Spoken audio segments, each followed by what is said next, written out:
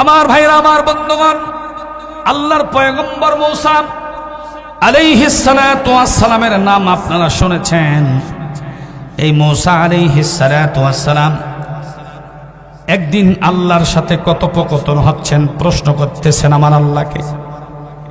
বন্ধুগণ, এই মূসা চারটিখানি পয়গম্বর নয়। মূসা আলাইহিস সালাতু ওয়াস সালামের ব্যাপারে লাকাফ হয়েছে, ওয়া কাল্লামাল্লাহু মূসা তাকলিমা। মূসা তো তিনি যিনি আল্লাহর সঙ্গে বারংবার কথা বলেছেন। তাফসিরে ইবনে কাসির, তাফসিরে নাইয়ারা, তাফসিরে আজাইবুল মাখলুকাতের মধ্যে ঘটনা আসছে, আল্লাহর রাসূলের পরে, আমাদের নবীর পরে সবচাইতে বেশি যেই পয়গম্বর আল্লাহর সাথে কথা বলেছেন তার নাম কি? আরো জোরে বলেন। মূসা আলাইহিস সালাতু ওয়াস সালাম দেখেন আল্লাহকে কি প্রশ্ন করে।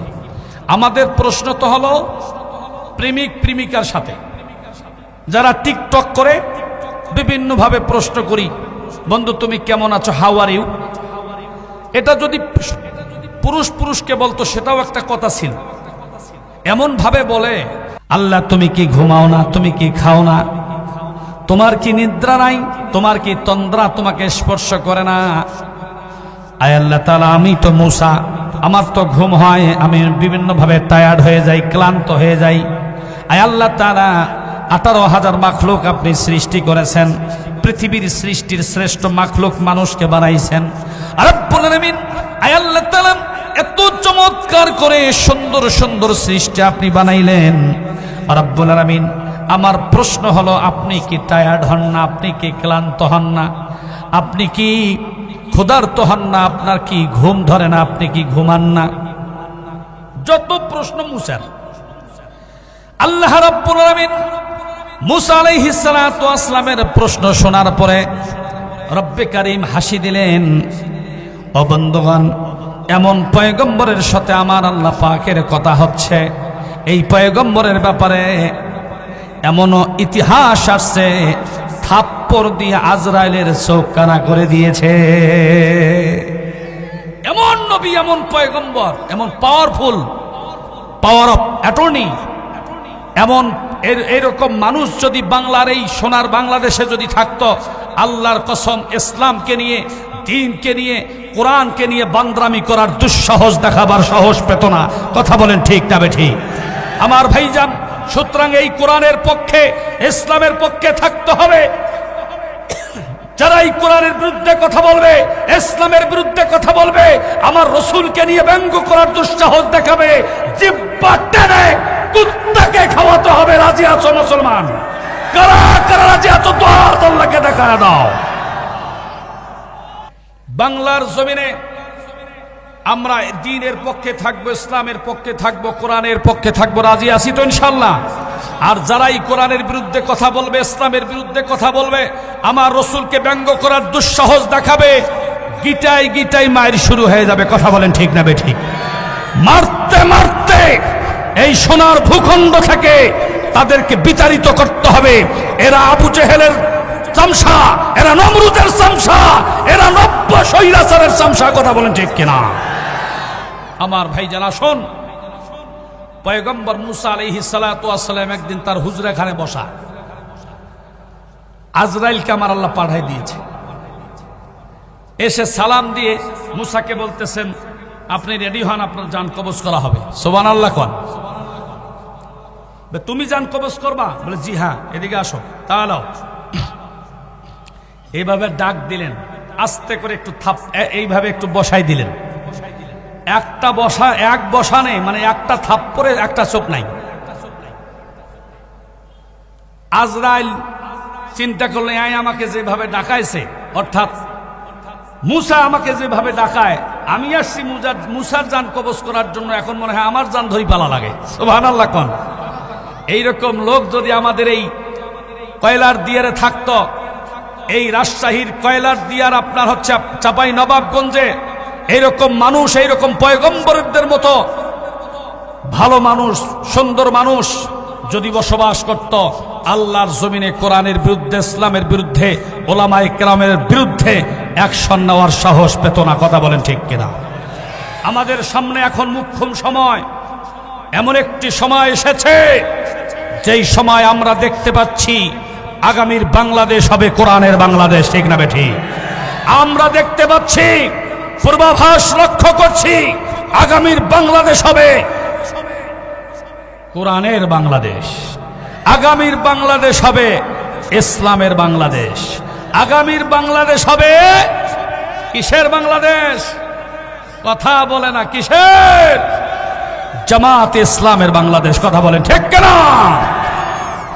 কোরআন দিয়ে যদি দেশ চলে, কসম আল্লাহর, এই দেশে টেন্ডারবাজ হবে না, সুদ থাকবে না, ঘুষ থাকবে না, নামাজ নষ্ট করতে পারবে না, সংসদে বিল পাস হবে, আজান যখন হয়ে যাবে জামাতে নামাজ আদায় করতে হবে, যারা এক ওয়াক্ত নামাজ বিনা ওজরে নষ্ট করবে 1 লক্ষ টাকা জরিমানা, 3 মাসের জেল।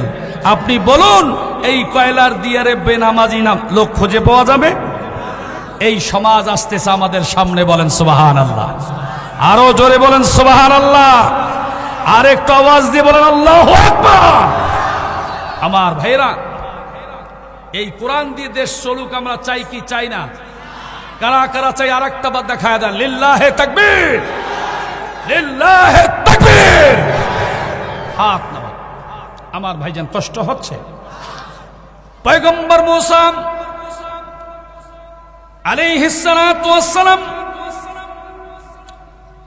রব্বে করিমকে বলল, রব্বুল আলামিন, আমি তো মাঝে মাঝে টায়ার্ড হয়ে যাই, ক্লান্ত হয়ে যাই, আমি তো মাঝে মাঝে ক্ষুধার্ত হয়ে যাই, আমি তো মাঝে মাঝে ঘুমাই, আমার তো মাঝে মাঝে ঝিম ধরে, আমি ঝিমায়ে পড়ি।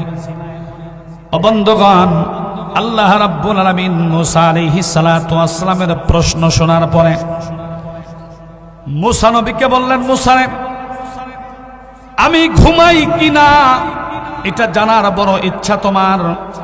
তুমি একটা কাজ করো, একটা গ্লাস, কাঁচের গ্লাসের মধ্যে পানি গ্রহণ করো, অর্থাৎ একটা গ্লাস নাও, সেই গ্লাসের মধ্যে পানি নাও, সেই পানি সহ গ্লাসটা নিয়ে তুমি তুর পাহাড়ের টিলায় দাঁড়ায়া যাও। আল্লাহর পয়গম্বর মূসা বলেন, আল্লাহ, আমি একজন নবী মানুষ, আমি একজন পয়গম্বর, আমাকে একটি গ্লাস হাতে নিয়ে আপনি তুর পাহাড়ের টিলায় দাঁড়ায় দিচ্ছেন। আল্লাহ বলেন, মূসা, যা অর্ডার করছি তা করো। সুবহানাল্লাহ কোন? আরো আওয়াজ দিয়ে বলেন না সুবহানাল্লাহ। আমার ভাইরা, আমার বন্ধুগণ, মূসা আলাইহিস সালাতু ওয়াস সালাম তুর পাহাড়ের টিলায় গ্লাস হাতের মধ্যে নিয়ে পানি সহ দাঁড়ায় থাকলেন। কিছুক্ষণের মধ্যে আমার আল্লাহ মূসা নবীর চোখের মধ্যে ঘুম পয়দা করে দিলেন। হযরত মূসা আলাইহিস সালাতু ওয়াস সালাম ঘুমাচ্ছিলেন, হঠাৎ করে পানির গ্লাস জমিনে পড়ে গ্লাস ভেঙে চুরমার হয়ে গেল, খান খান হয়ে গেল। পয়গম্বর মূসা আলাইহিস সালাতু ওয়াস সালাম অ্যাস্ট্রোনেস হয়ে গেলেন, ঘুম ভেঙে গেল, থট হয়ে গেলেন। তিনি বললেন, কি জবাব দিব আল্লাহর কাছে? আল্লাহ বলল, মূসা, তোমাকে অল্প সময়ের জন্য দায়িত্ব দিলাম, গ্লাসটা হাতের মধ্যে নিয়ে থাকবা, কিছুক্ষণের মধ্যে তুমি গ্লাসটা ভেঙে ফেললা। আমার আল্লাহর পয়গম্বর মূসা আল্লাহকে বলতেছেন, আল্লাহ, দোষ তো আমার না, দোষ তোমার। বলেন সুবহানাল্লাহ, আরো জোরে বলেন সুবহানাল্লাহ।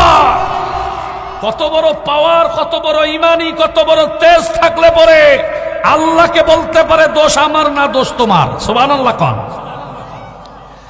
আল্লাহ কয়, মূসা, তুমি বলতে চাও কি? What do want to say? তুমি কি বলতে চাও? মূসা আলাইহিস সালাতু ওয়াস সালাম বললেন, আল্লাহ, আপনি আমার হাতের মধ্যে গ্লাস ধরায় দিয়া তুর পাহাড়ের টিলায় দাঁড় করায় দিলেন। দিলেন তো দিলেন, ঠিক আছে, ঘুমটা কেন আমার চোখে ধরায় দিলেন? আমার ভাইরা, আমার বন্ধুগণ, আল্লাহ রাব্বুল আলামিন মূসা নবীকে বলতেছে, মূসা রে, শুনে রাখো, শুনে রাখো, অল্প সময়ের জন্য তোমাকে আমি দায়িত্ব দিলাম, মুহূর্তের মধ্যে তুমি গ্লাসটা ভেঙে ফেললা। এ মূসা, আমি রব্বে কারিম, এমন এক সত্তা, এমন এক রব, এমন এক মালিক, এমন এক ঈশ্বর, এমন এক গড, এমন এক প্রভু, এমন এক ভগবান, আমার ভাইজান, এমন এক সত্তা। আমার আল্লাহ রাব্বুল আলামিন বলে, ও মূসা, আমি যদি ঘুমায় যেতাম, আমার যদি তন্দ্রাও হতো, আমার যদি ঘুম আসতো, তাহলে তুমি অল্প সময়ের মধ্যে যেভাবে তুমি গ্লাসটা ভেঙ্গে চুরমার করে দিলা, খান খান করে দিলা, ভেঙ্গে ফেললা।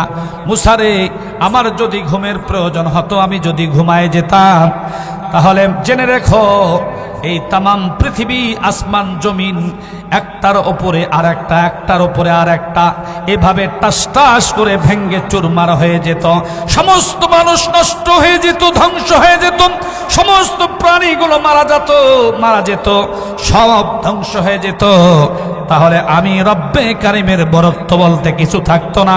তাহলে আমি যে রব্বুল আলামিন গফুরুর রহিম, আমি যে গফফার, আমি যে রহমান, আমি যে রহিম, এই বরত্ব থাকতো না। মুসারে, আমি আল্লাহ রাব্বুল আলামিন হলাম হাইয়ুল কাইয়ুম। এই জন্য আল্লাহ রাব্বুল আলামিন বলে, বান্দা শুধু হাইয়ুল কাইয়ুম না, লা তাখুদুহু সিনাতুন ওয়ালা নাউম। বলেন আল্লাহু আকবার। লা তাখুদুহু সিনাতু ওয়ালা নাউম। আমার ঘুম নাই, আমার তন্দ্রাও নাই, আমাকে ঘুম স্পর্শ করতে পারে না, তন্দ্রাও স্পর্শ করতে পারে না, আমার ঝিমানিও নাই।